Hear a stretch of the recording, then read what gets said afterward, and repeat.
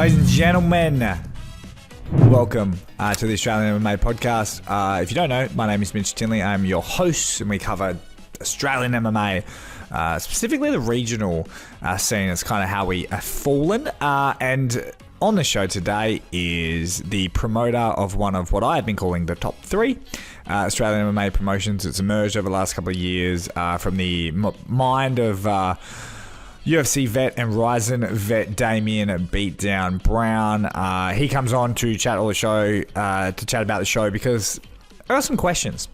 Now, there were some fights, some amazing fights, some not so amazing fights. A fight got cancelled because of a weight cut. A weight cutting issue. One of the fights had to be cancelled. He was in fact the coach of the fighter that eventually decided not to fight because of the weight cut. We had a fight that I thought might have been a huge mismatch. In fact, 100% was a huge mismatch. We had a fight of the year contender. It was a new show, a new venue. Beatdown Promotions going to Townsville. We find out exactly how many people went, if it was a success, and of course, Damien Brown loves to comment on his thoughts of Australian MMA, be it belts, exclusivity, contracts, geo-regional contracts, where he thinks Beatdown Promotions will go, and what it's like being a fighter, coach, and of course, promoter. So without further ado, we break down some of the fights, but of course, we talk about all the spicy topics. Time codes will be below in the description, so go find them if you want to skip through, or send me a message, Australian MMA _ to complain on Instagram. Without further ado, ladies and gentlemen, the promoter of Beatdown Promotions, Damien Beatdown Brown. Ladies and gentlemen, welcome to the show. The promoter, Beatdown Promotions, off the back of Beatdown 7 in Townsville. Damien Brown, welcome. Thanks for having me, mate. Good card on the weekend. It was unreal, and I can't wait to break it down with you. Well, first of all, I know the UFC does this. I know that no promotion ever does this, but I'm going to ask you, do you have the official attendance? I don't, actually. I will give it to you. It's actually a weird story, and every promoter would understand it. It's a fucking nightmare. But when you go to somewhere like an entertainment center, probably Eternal, maybe at HBF, is it? Yeah. And then Hex, definitely at Fortitude Festival Hall. Festival Hall, yeah. These kind of venues have contracts with Ticket Tech. So you have to use Ticket Tech. The way that Ticketmaster or whatever it is they have a contract with. So any show where you see someone use an Eventbrite, typically, especially like I'm 7 shows in, not 20, 30, 90, whatever it is. So typically your revenue is what's building your show. So as it comes in, you're spending it, kind of thing. With Ticket Tech, they hold all revenue until the event is complete. And then once the event is complete, they send you a full breakdown report, which they're meant to have by Wednesday of the event following week, which we've been yesterday, but I still don't have it. And that would have everything from attendance to revenue to everything, like every single detail. And up until that, all I get is tickets sold. I believe we were around 1,000 to 1,100. 25, a little bit over 25% capacity of the stadium, but most shows don't open the full stadium. It's like PBR, the NBL. There's not much else that opens that full stadium. So we will, in 3 years' time, fill that stadium. But for now, we sold out of what we released, and we did 2 more ticket releases afterwards. Oh, interesting, because I was actually listening to one of our that's how narcissistic I am. I was listening to one of our podcasts that we've done before. I was like, ha, good points, guys. And I was looking for a specific quote, which I'll bring up later.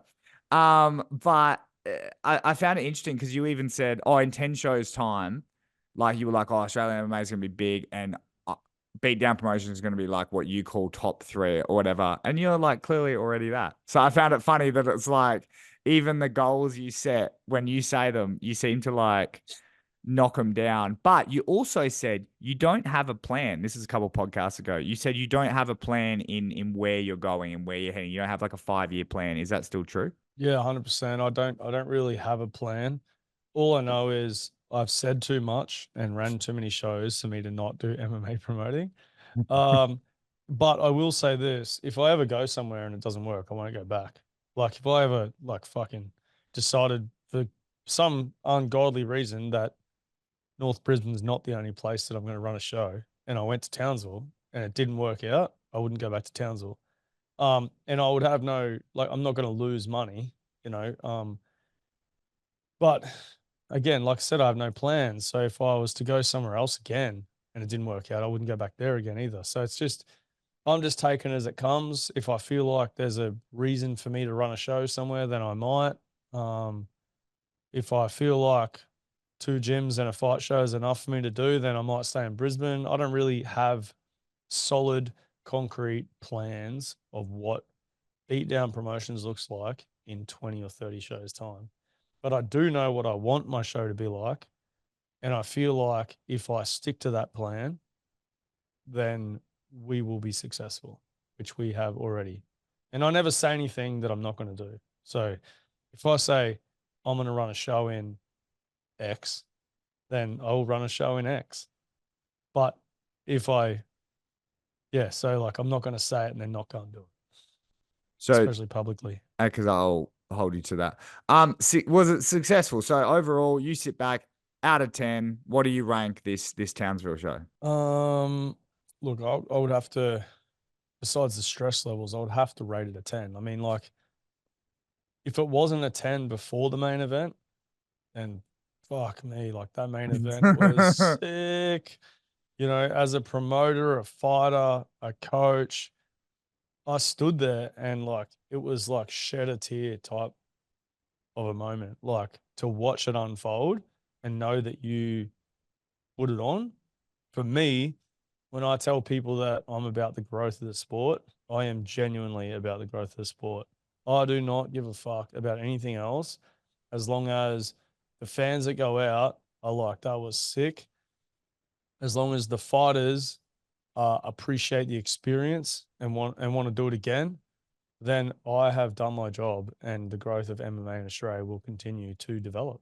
That's great. I do agree. Although there are some questions that I want to ask you. Go for it. Now, as a promoter, I mean, I know you're not a professional wrestling promoter, so you can't write the script, but in terms of trying to get everybody happy and the crowd leaving on a high, how stressed out were you talking about the main event when Jack James nearly died in the first round, head kick, nearly dead? And came back. But like in those moments, he's the hometown boy. So it feels like the card was almost built around him in a way. And he gets head kicked. His back of his head hits the mat. What's going through your head? Listen, so the card was built around him. Let's make no mistake about that, right? I'm not, I don't, I'm transparent, right? The card was built around him, but his opponent was not put there for him to win. His opponent was put there because putting on 50-50 fights in Australia is what every promoter should be doing. And for the most part, which I'm sure you'll get to, we try to do that. And it doesn't always go the way you plan, which is something that another promoter, probably Australia's potentially best promoter, I don't know, might have said to me at some point that, you know, you can make the best fight in the world on paper, and on the night, one of them will shit the bed, or the fight just won't work out the way you want, or it won't be fan friendly, or whatever it is. You can't plan for the outcome more than just what's on paper. So, look, I mean, Jack James was the local guy. He is a pro in a position where he'd won 4 fights on our cards before. And he'd never fought MMA in front of a Townsville crowd. He has a big following up there. He's the head, like besides the owner, as in the head coach, Ian, he's like in charge of like a lot of classes at their gym and works full time for him. It's a massive gym. It's bigger than mine. And it made a lot of sense to run a show there, not just for that, but that was a big part of it.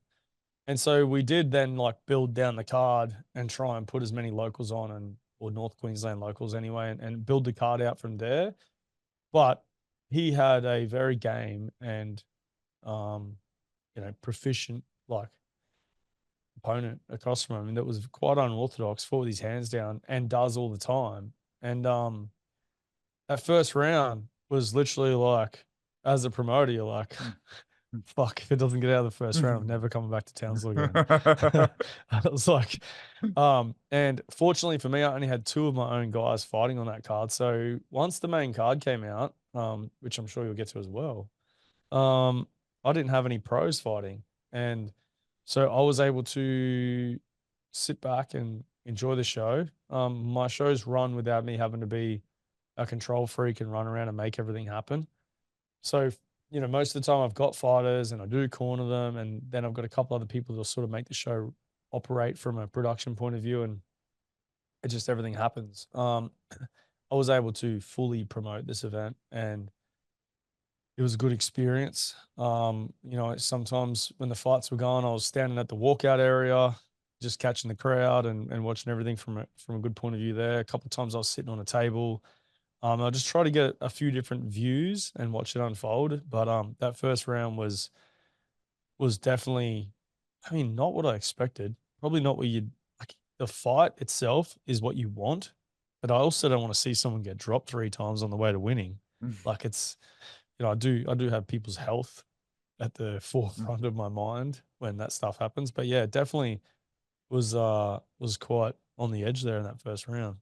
Yeah, I was a little like I'll be honest, it was a little like full transparency. You always hear people go, especially like guys like Dana White, Joe Rogan. They're always like, "Oh, I don't make predictions because like you don't know," and then you get into the fight and anything can happen. That's the whole thing of the sport.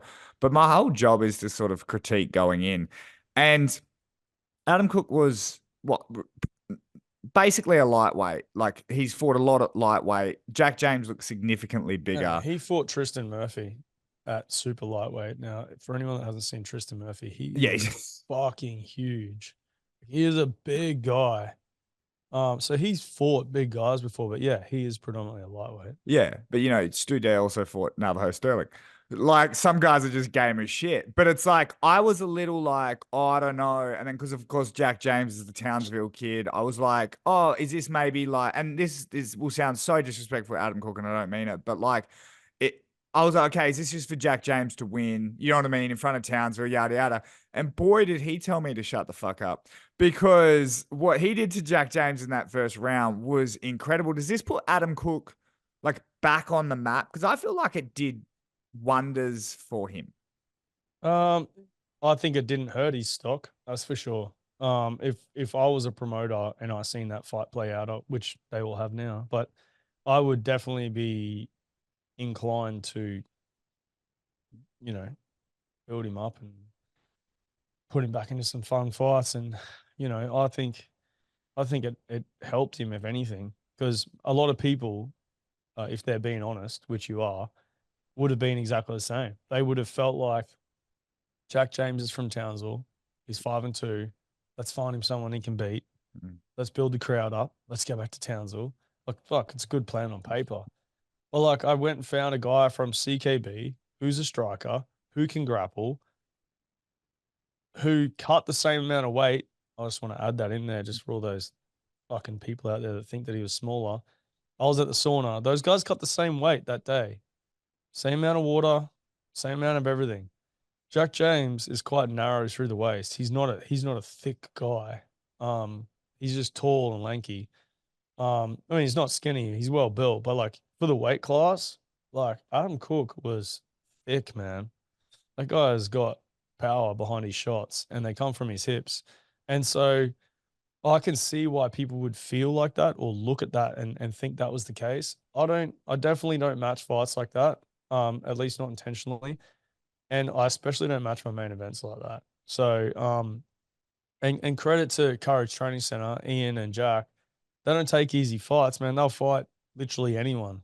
Seb Woods from their gym, he's 0-1, blue belt, had a couple of like 5 or 6 Thai boxing fights or something. And he fought a guy that was, 1-1, blue belt as well. Like this very even fight. So these guys aren't looking for, hey, we're in Townsville, let's get some easy wins. So, they had 4 50-50 matchups and they went 4-0 on the night. But yeah, I can definitely see how, and it wasn't my goal. My goal was to put on a show for Townsville to remember, to build a platform for us to go back. And we've done that. Now, I know you've said you don't care about Australian belts, but is there any bit of you that thinks, because I feel like that would have been cool to have a beatdown champion. I feel like Jack James, you've mentioned, like, obviously you've had Stewie Nickel on before. I think it would be cool for them to represent beatdown with a belt. Have you changed your mind at all? I don't know really. He's got it for July. No, I don't know really. Look, I'm still not a massive fan, but I have found that a lot of fighters aren't interested if there's no belts. So like, I'm not a fan of it, but obviously, when you're trying to make the bigger fights. I mean, Luciano on the mic the other day is like, I'm chasing titles and fucking something else he said, and I was like, these guys, if I said, if Hex said, here's this opponent, and then I offered him the same opponent, they're both 3-round fights, but like, so everything was the same money, same everything, but one was for a belt, one wasn't. They would take it for a belt. Fighters would. That part of me has me thinking that at some point, maybe we'll have to introduce them, not because I like it, but because, potentially it might be the difference in making good fights. But that's fighter's mentality, right? And I could go on about that for ages. The fighter's mentality. I've been there. I've done that. People want titles, but I still don't think that there's any value in that belt. Like, I could put belts on, but am I just buying fucking trophies and giving them out just to get fights across the line? Or are people going to come back and defend them? And that's the real question. And I don't think making anyone exclusive in Australia, unless you hold enough shows to support their thirst for competition. So I used to fight 5 or 6 times a year, most years. If you're not holding 10 shows, then you can't have people exclusive and give them 6 fights. Or you got to have the same 6 fighters, the same fighter on 6 cards, to keep them busy. So having them exclusive doesn't help their career. It may help your business. It may help build them to a title shot, but I don't know that it necessarily helps their career if their intention is to be busy. And I still don't think there's value in belts without exclusive contracts. Now, there's potentially like geo exclusivity. So like, say I signed this actually for XFC back in the day. Say I fight for someone's belt, they run shows only in Brisbane. It's just literally like, can't fight for anyone else in Brisbane or Southeast Queensland. Fight for Hex, fight for fucking Super fight for Diamondback, fight for Demolition, Detonation, or whatever it is called in Perth. Like, go and fight for everyone. Fight for Eternal in Perth. I mean? Just don't fight Southeast Queensland. So like, I think that's like, I signed a contract like that back in the day. I think that's a good way for the fighter to stay busy, a good way for, like, respect and some kind of like loyalty to the belt that you just won and the promotion that gave you opportunity. And I feel like that could be potentially a way. Look, I'm not going to say I'll never have belts, but I also will say that I'll never ever feel like there's value in an Australian title whilst everyone has promotional belts. There is no organizational belt. They're all just promotional belts and they're just trophies. And they look fucking sick in your gym because I've got 4 of them hung up downstairs. But yeah, maybe, maybe not. Not the next show. Probably not the one after that either. Maybe when I go back to Townsville next year. We'll get it. We'll get him there. We'll get him there. Nah, yeah. Look, I think just in general and tapping into that exclusivity, once again, understand the side of it. I think it's stupid, and that's fine. And you can agree or disagree. I really don't care. But it's like not letting your girlfriend text anyone because you're scared of cheating. Like, the real power is who really lets their girlfriend text someone? no, but like, I was joking. it's like, you know what I mean? It's like what you want, what true like loyalty is you want your girlfriend to go out and know that like she can talk to anyone and she's loyal as anything, right? That's the same with like your fighters. Like, you should treat your let me use Kit Campbell as an example for Hex, right? From my knowledge, now I'm a potato, but from my knowledge, they pay him the best and they look after him the best, right? So he doesn't go. Not a potato. So you are not a potato. So I know exactly what you're doing. Go, keep going. So he doesn't go anywhere else. Like, if you look after someone, they shouldn't want to go anywhere else. Well, that comes back to being able to provide enough fights as well. Like, Like I like to fight 6 times a year. If you run a show 3 times a year, like I do, I run 3 or 4 shows, 4 shows this year, but 3 in Brisbane. Then like, I just don't know that me doing that provides value. Yeah. If I'm paying him 8 grand, then I go only fight in Brisbane, then they probably will, because you're not getting that down the road. But Mm. at the same time, I just don't think I just think fighters should be fighting. Fighters should be taking the best opportunities to build their career. I will say this though. I do, like you said, I do disagree with the belt. I think whether you like it or not, belts matter to the outside world. They matter to promotions. They matter to fighters. And I reckon when Beatdown finally does get a belt, uh it matters because Beatdown matters, to be honest. Now, if you just have some random promotion and a random belt, I'm not gonna throw shade, but like I like, is it Enduro? Enduro? They're like doing real good stuff, right? But Lockie Stitt winning their belt, I think helps, like makes them start to look good. But that title isn't something that I really am gonna like push hard, right? There's a top three to me, and I'm not just saying it because you're here. There's Eternal, Hex, and Beatdown. But if Beatdown had a title, if you own one of those three of those titles, or you collect all three like an MMA Thanos, then you're on top type thing. But in terms of other promotions, I don't value their titles as much as, say, headlining a Hex card without a title, if that makes sense. Yeah, yeah. It does. It makes sense. I still don't think that a beatdown belt would hold the same weight as a hex or eternal belt, but No, not yet. but give me 15 shows, but like 15 more. But it's just look, I understand it, but I just think that you know someone winning my belt and then fucking never defending it just creates problems for me. Plus, say you've got a flyweight, bantamweight, featherweight, lightweight, welterweight, middleweight, light heavyweight, heavyweight. So 8 titles, 3 shows. You got to have like 3 title fights every show. Nah. Look, Eternal is, I reckon, the best at um their league and their champions and their narratives in terms of who gets title shots and yada yada. And they haven't had a welterweight champion for, I think, over a year now. They don't have a heavyweight champion. They don't have a light heavyweight champion. They haven't had a women's champion in, I think, over 2 years. Like, I don't think you need every division to have a champion. Yeah, no, I know that. But if you did have a champion in each division as a professional, in order to have them defend it within 12 months, which I think Eternal's got like a 6 or 9 months defense or I something. think it's to But nine. I think it's 9 now, but I'm speaking out of turn. yeah, most promotions have got like a 12-month, at least request to defend it. Um, whoa, that VA. But they, yeah, I just think that's a lot of like a lot of fights you got to put on for those guys to be able to defend it. But I guess like if you can't provide the fights, then the 12 months just stretches out. I don't know. I don't know. Just not sold on it.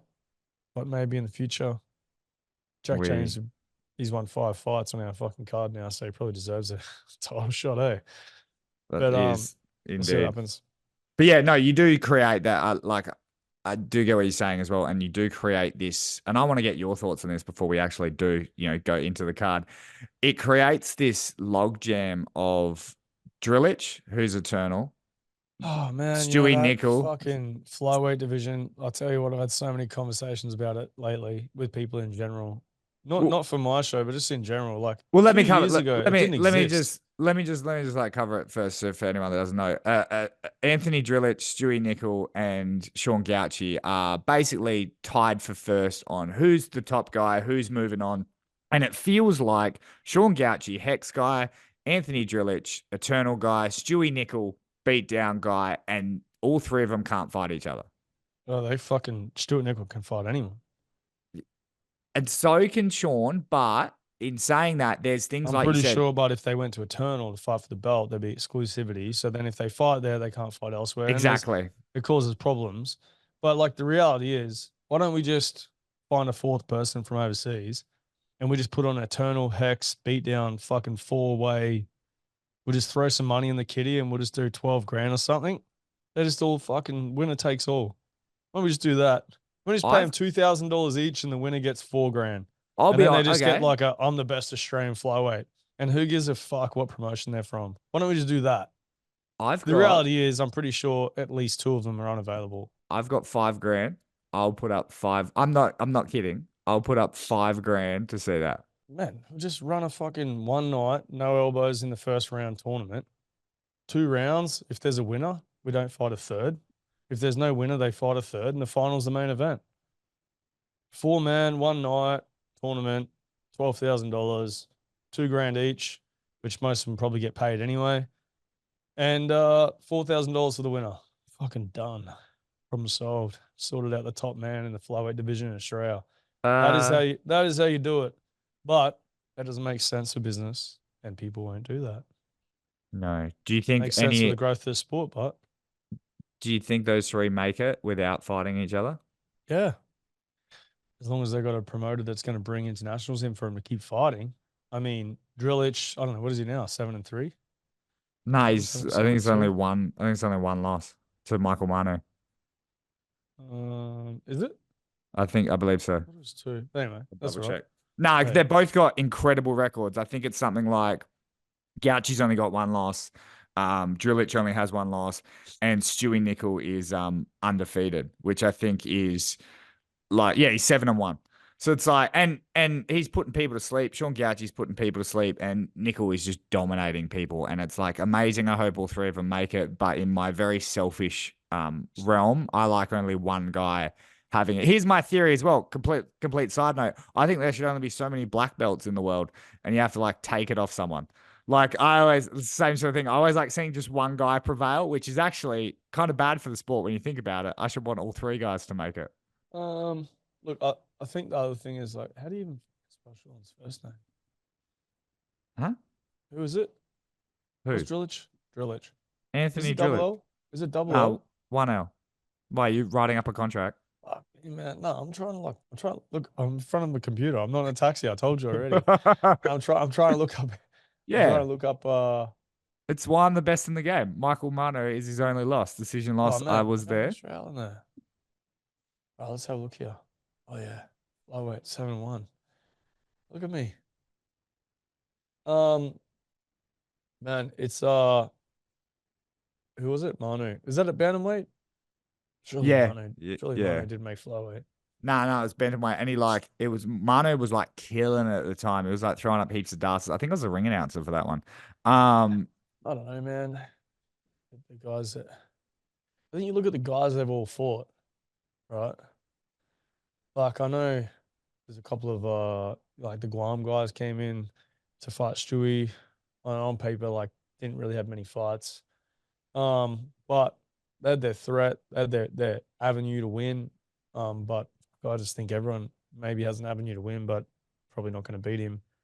Stewie's pretty good, kind of everywhere, and he's got that chin on him that those boys have got. So I don't know, but it's definitely those three at the top are interesting, and I feel like from a promotional point of view, a lot of guys are being they're probably those fights are not going to happen. I know Sean is happy to fight either of them. I'm sure Stewie would fight either of them. I'm sure Drillich would as well. But it gets a bit political in there when business is involved, and it's normal. It's a sport. Um, so I don't know if they'll ever fight, but hey, I'm willing to throw my $3,000 in the ring. there Yeah, you go. there we go. I'm dead serious about that as well. So Like am I. that's 6 grand, boys. Hit us up. Wait, I'll no brand promote it. I'll I promote no no it no no no without Australian a brand. I'll no brand MMA. promote it. Closed door. Australian mixed martial arts promotion one and done. Oh, Just don't. for a flyweight title fight. I'll make a belt just for Yeah. you. Now, mate, I do have some tough questions heading in about the card. Although I feel Hit like me. we've already stirred up some controversy No, already. I haven't stirred up anything. I haven't We've stirred already up been. anything. Yeah, but you know how people are. Yeah. We create the chat.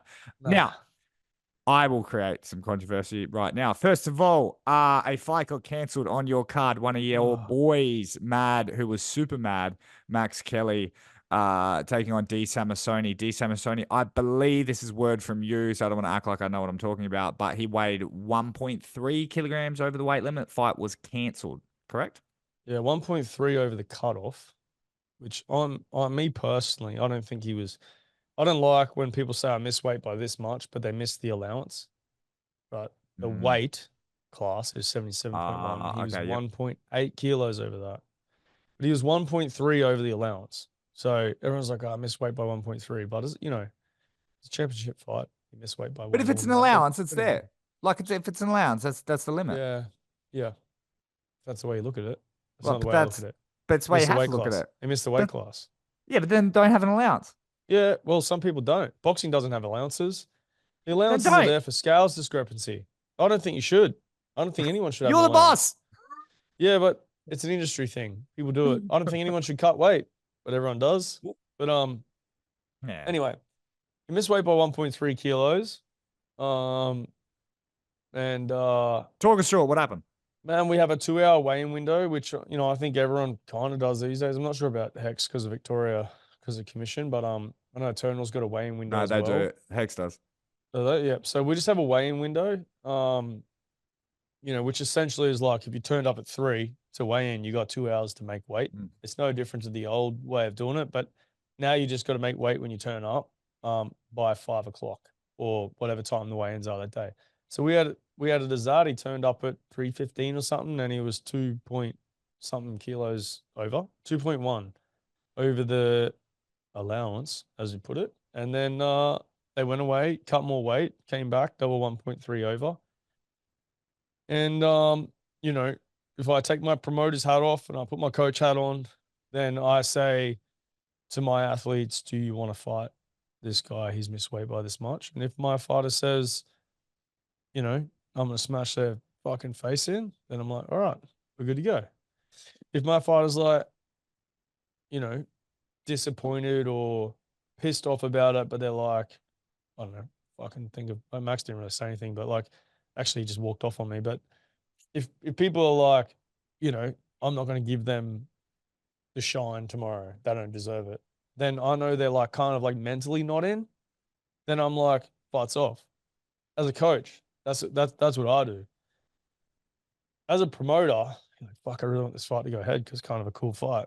But I gotta do what's best for my guy's career. And promoter or coach, it doesn't really matter. If my guy doesn't want to fight, then we're not fighting because this is So a his professional call? sport. Sorry? Was it his call? It was my call. Then It was okay, my and call. I don't know the Fight it. exact numbers, but I gotta ask you this because throw back to like our first or second interview, we talked about the Jamie Edith and Annie Thatcher situation. 100 grams. 100 grams.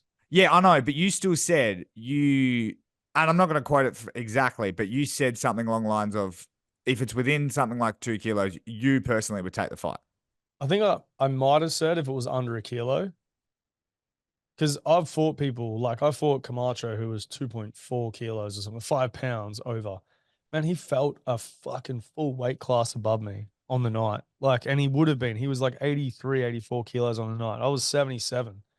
So, I think that that's me personally. If someone's under a kilo, yeah, I would still take the fight. I'd probably urge my guys still to take the fight. But as a coach, it's super important to assess where your athlete's emotional, mental state is at when something like that happens and whether or not they're triggered by it or deterred by it.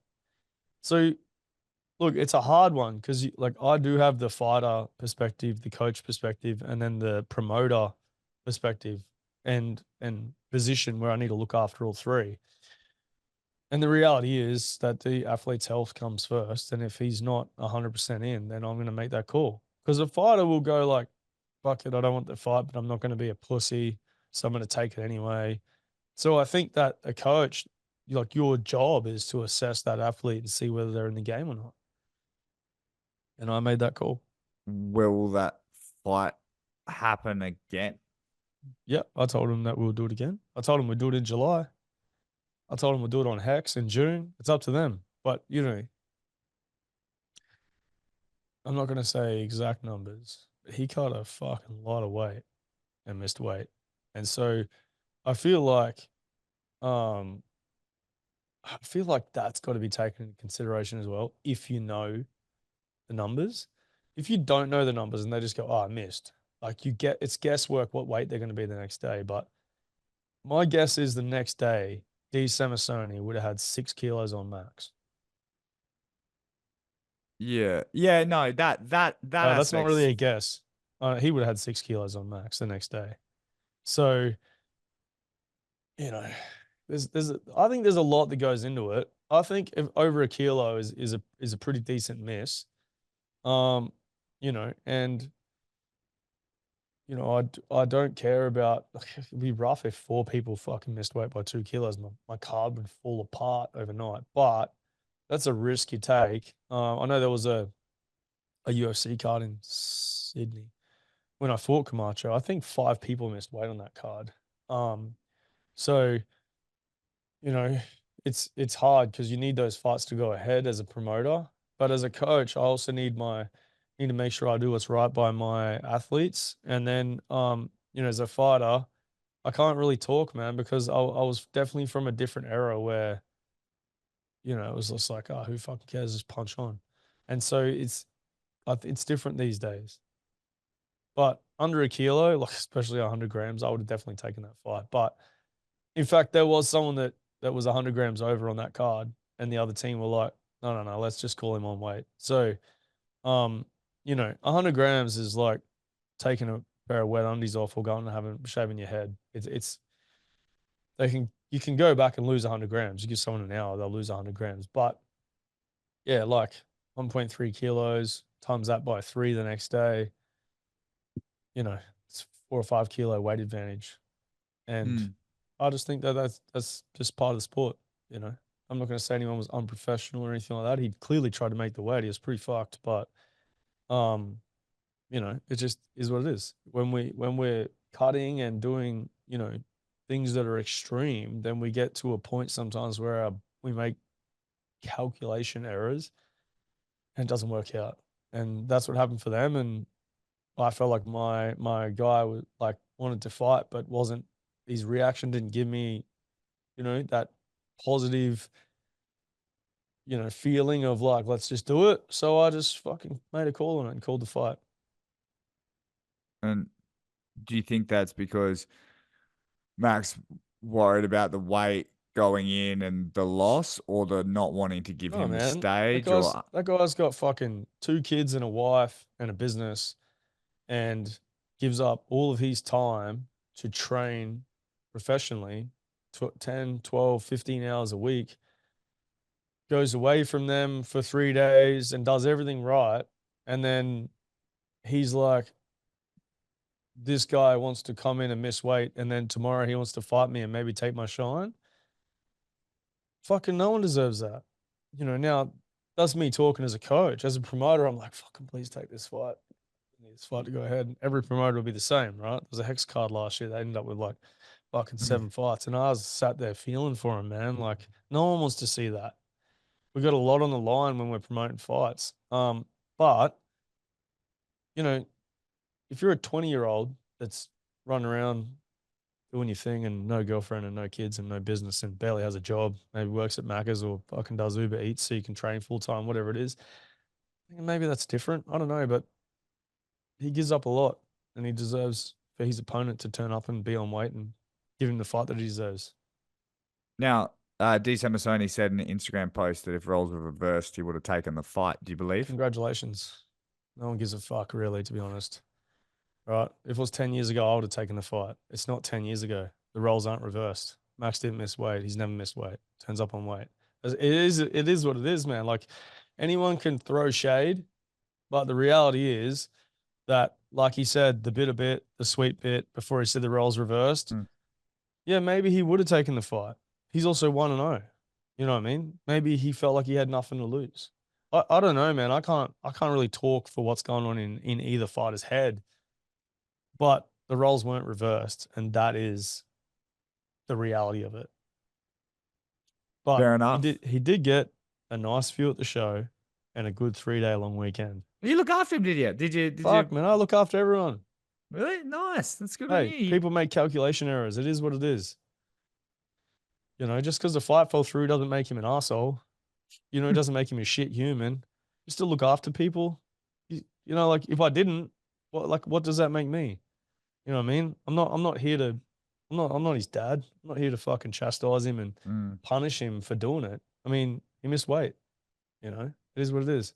Fights off, doesn't get paid, gets a good weekend away.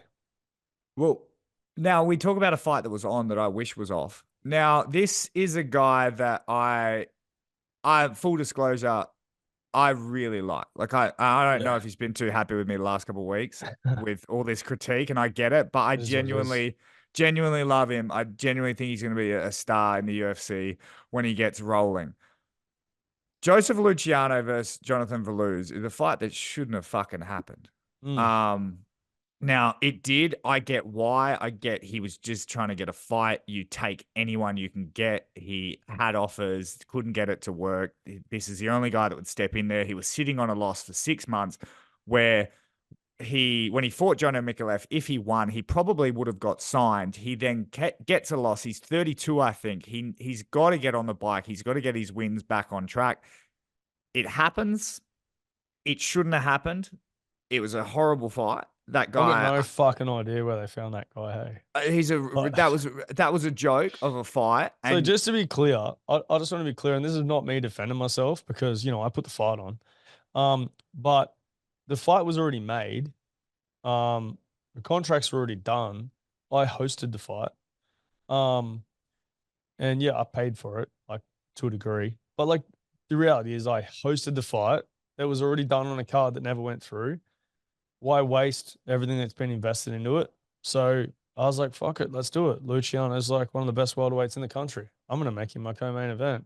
Fuck, I should have made it the first pro fight on the card, but you know, he himself holds the weight that a promoter wants when it comes to promoting a fight. Everyone's talking about it. I always say to people, there's no such thing as bad publicity, but it's what you do with it. Should the fight have happened? Like, probably not. Did the fight happen? Yes. Did people talk about it? Yes. People watch it? Yes, they watched it. You know what I mean? But it probably shouldn't have happened. But it did happen, and it was already made. I believe it was going to be on a couple other cards, and mm, then I was asked if I would, you know, essentially host that fight, and I was like, yeah, cool, I'll do that. So the boys got a long weekend and a paycheck, and no one got hurt. yeah, and I feel like it ended the way it should have ended as well. Like he got in there, got out of there real quick. Now, if you're, and I personally think Joseph Luciano, I mean, apart from the way Alden Bates has gone right now, I think that's the fight to make, even as Kit Campbell is doing as good as he is. I think Joseph Luciano could fight anyone in the country, main event, the best card in the country right now. And I don't think that fight hurts him. I just think it's a real, like, it's a nothing moment, but he's back in the win column. That's great. That's fine. As a fighter, have you ever been in a situation where you've had a fight against a guy that didn't do much for you in terms of record, perception, all that sort of stuff? Look, I fought I fought Ben Games back in the day. I think I'd had like 20 or so fights, and he was 3-0. But it was in an 8-man brace tournament for the belt. And he'd won his first two fights. So he went into the tournament at 1-0. I'm assuming he wasn't meant to make the final. Or he was, I don't really know. But we ended up in the final.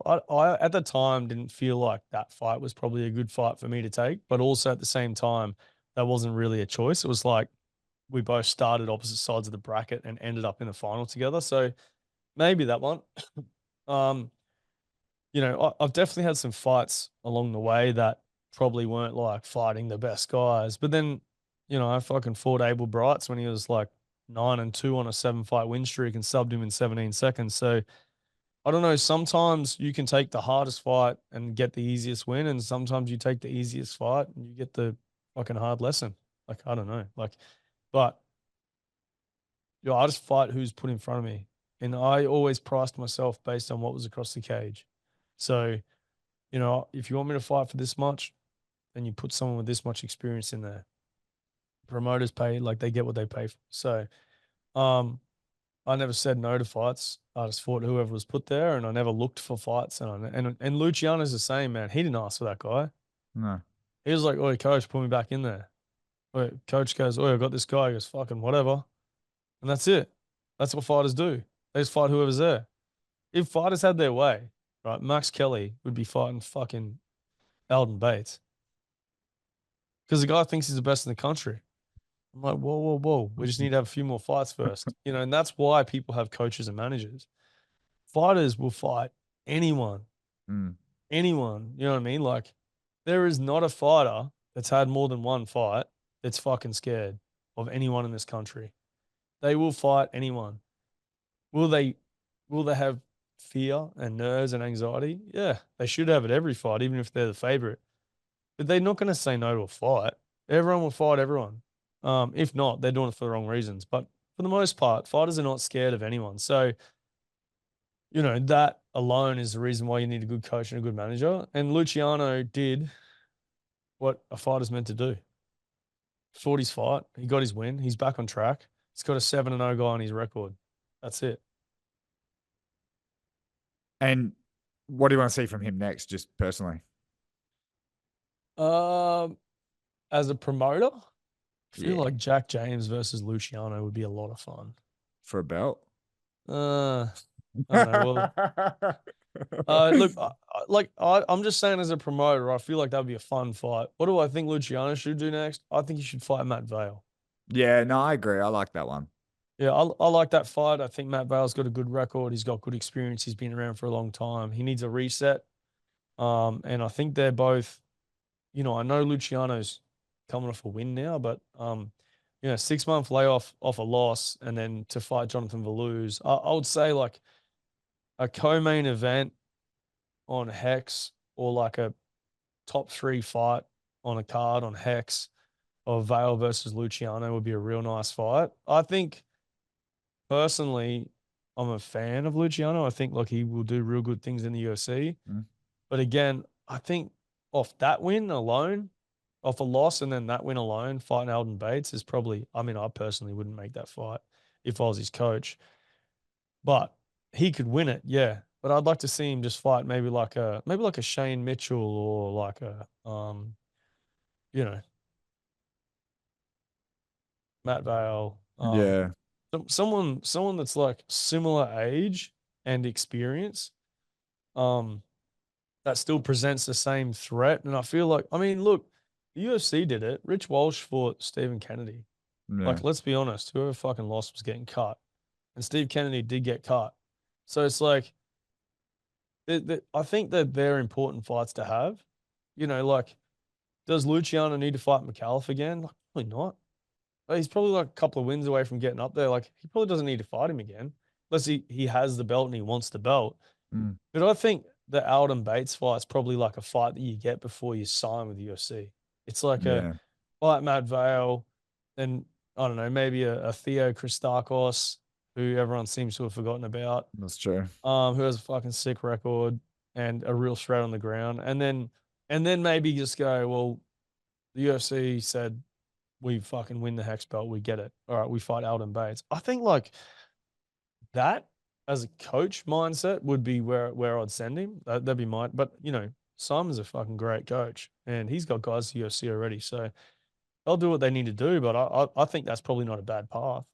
Yeah. Like a Matt Vale, Shane Mitchell, Theo Christakos, and then fight for the belt. And then you're on a 2-3 fight win streak, and you're back on track. Also, I would avoid Alden Bates just even if you beat him because the dude takes years off your life. Well, Yeah, he certainly does. But if Luciano gets him to the mat, I think he'll save himself years anyway. cool. I look forward to Alden Bates messaging me about you. All right, now before I I don't let mind. He already talked shit on my fucking posts. Like I don't mind. I'm not like I'm a promoter. I'm a fighter, man. I've had plenty of people throw fucking shade at me online. I've got some saved messages that I never read. People throw all sorts of stuff at me online. Like I don't like not like anyone. Do I think that Luciano can beat Bates on the feet? Maybe. If I was to choose an easy path, would I take him down? Fuck yeah, I'd take him down. If I was Bates, I'd defend the takedown and punch him in the face. I mean, I'm not saying that either of them have a favorite way of winning or they'd be a huge favorite. I'm just saying, like, fucking wouldn't stand in front of that guy. You know what I mean? 100%. Mate, before I wrap this up, because I do have to talk to the Myaocchi brothers very, very soon. What were your thoughts on the other three car? Of course, Kieran Joblin's performance, and then just a quick little wrap up of Brody and Kyle's. Yeah, man. Well, I mean, while you're on it with the mismatch conversations, like it'd be easy to look at a guy like Baden Mandich, who's only had 8 fights with a losing record, and think that was probably like in favor of Kieran. But the reality is, again, people at the same point in their career, regardless of experience, Mandich was 3-0 and now on a 5-fight losing streak, and he's just come back after a layoff. And Kieran Joblin's 1-4 in his last 5. That was a perfect fight to put on. And it went how I'm assuming most people thought it would have probably played out. It was pretty close throughout the fight, and there's some good grappling exchanges. It was nice to see one of them get back on track as a promoter and a fan of the sport. I thought it was a really good fight. It's quite technical, and in amongst all the knockouts and submissions, it really settled things down for the night. So I thought it was a good fight. Look, the Myaocchi brothers are phenoms. They're like freaks, man. They can strike and grapple, and they're fucking 19 and 21 years old or whatever they are, 18 and 20. So it's incredible that our sport is at a point where young guys like that can be so talented. But they're also, they're very marketable. They're very Australian. Like North Queensland, they're not, they're respectful. Like when they're on the mic, they're quite respectful. They know how to market themselves for who they are, and they don't stray away from that. And to see them both go out, actually, all the submissions on our card were all rear naked chokes. So, to see him go out there and do their thing, and Kyle subbed the black belt. That guy was 4-2. Kyle's 1-0. Takes him down, submits him, gets the job done. And the Brody's fight, I actually thought it was quite interesting because I did call it that it was going to be a grappling, um, you know, performance from both guys, and I was quite surprised that when he did take Jack Lipper down, Lipper pulled like just that rubber guard straight away. And I noticed that now you could talk to him about it. I'm not sure what his mentality behind it was because I never really asked him, but he got the fuck out of there real quick. So the minute he pulled his leg up over his head, he was like backed out, stood up, took him down again. Same thing. Rubber guard, backed out, stood up, and then he's like, fuck, I'll just drop this guy. So then he striked with him, obviously dropped him with the right hand, and then took his back. But I felt like when he was in his guard, that was I genuinely thought that Lipper presented a threat on the ground. And I would say that despite being submitted after he was dropped, that threat was real. And had Brody have stayed down there, we would have got some fantastic grappling exchanges. But intelligent and as expected from guys that have been over at CKB for a little bit, they had a game plan, they stuck to it, and they got the job done. They are scarily good, and they make guys like Harry Webb look old. Like this. No, I wouldn't say that. How old's Harry Webb? Was he like 25, 24, 23? He's 23, 24. It's just, Yeah, it's weird. he's It's young, weird. man. Right. If you're not like 12 and like a world champion, I'm like, "Duh, what are you doing? What are you doing? Get out of the Yeah. sport." Wait, I got a fun fight, and I don't care who puts this on, but someone should fucking put Adam Cook versus Harry Webb on. Ooh, Someone should put that fight on. That's a fun fight. that That is a is. very fun fight. I do hear that Harry Webb has an opponent. Yeah, I did see him put a post up saying there's a fight announcement coming, but and he did just get TK'd, so he probably needs a little bit of rest. But in the future, I think that is a fun fight that would make a lot of sense. You got an undefeated young guy, and then Adam Cook, who's experienced. Like that would be so much fun. It'd be a super fun fight. So, anyway, that's just my 2 cents. I don't care if it's not my card, but I just think it'd be a fun fight. Again, just to reiterate, because some people are always upset. I didn't come here to upset people. I fucking love this sport, man. And that Townsville card for me was cream. It was so good. I don't play into the business. I don't play into the politics. You know, I want to put on fights. I want to put on fun fights. And I want to see the sport grow. I want to see a major promotion in every city. I want to see opportunities for fighters. And I want to see more fighters in the UFC. So yeah, I think we'll see that soon. I think there's a couple of fighters probably unavailable at the moment, across the country, with a contender series coming up, and I wouldn't be surprised if we see a couple of Aussies in there, and obviously Lisa fighting this weekend on road to the UFC. So I think the sport's in good hands with the promoters that are doing good things, and hopefully they don't get too political, and they remember that at the end of the day, it's all about the fucking fighters Love and it. fans, and the fans. It's about fans as well. Everyone's a fan. Now, Damien Brown, thank you so much for joining me. And causing a ruckus. You always cause a ripple whenever you talk to me, whether you like it or not. So thanks for the views. I don't cause any problems. You ask the questions, I give you an honest answer. Who's the main event for Beatdown? We don't have one yet for July 13, but we will. And when we do, we already have a co-main event, and we already have a third fight as well. So when What's we that? do have, I'll tell you, we do have one fight. We got one fight made. I'll give it to you. Ready? What? So Brendo Santos, that just fought in Townsville, Yep. is fighting Caleb Miller. Oh, nice. Yeah. So that should be a fun fight. You got one guy that throws 110% power and the other one that doesn't slow down. So that's the fight that's already made, signed, done, and I've just given it to you as an announcement. Ah. But we don't have a main. We should have a main event in the next 24 hours. Oh. And we will announce it with our ticket sales next week, and it will fucking blow the socks off everyone. What division? Oh, I cannot give that away. What? Come on, give us a clue. Look, they're not above welterweight. Okay. Yeah. There's not many heavyweights around anyway, but they're not above welterweight. My main event will be fun. So fun. It's going to be so good. Anyway, stay tuned. Beatdown Promotions on Instagram, Facebook. Announcement coming soon. And I'll be back on Australian MMA to answer good, honest questions with Mitchell Tinley. In no time, bless the growth of this sport. I'm here for it. Love it, mate. See you later.